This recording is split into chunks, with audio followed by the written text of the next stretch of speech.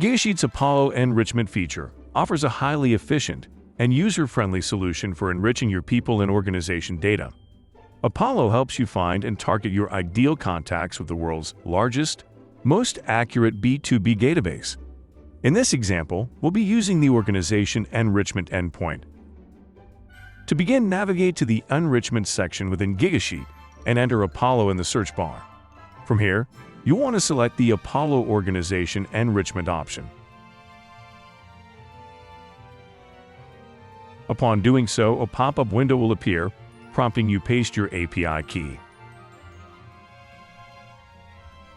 And also to choose the specific column you wish to enrich. With these selections made, you are now ready to initiate the enrichment process by clicking on the Apply button. The system will then commence its operation, and upon completion it generates distinct columns as part of its output. As you can see, I can choose what information to bring over from Apollo.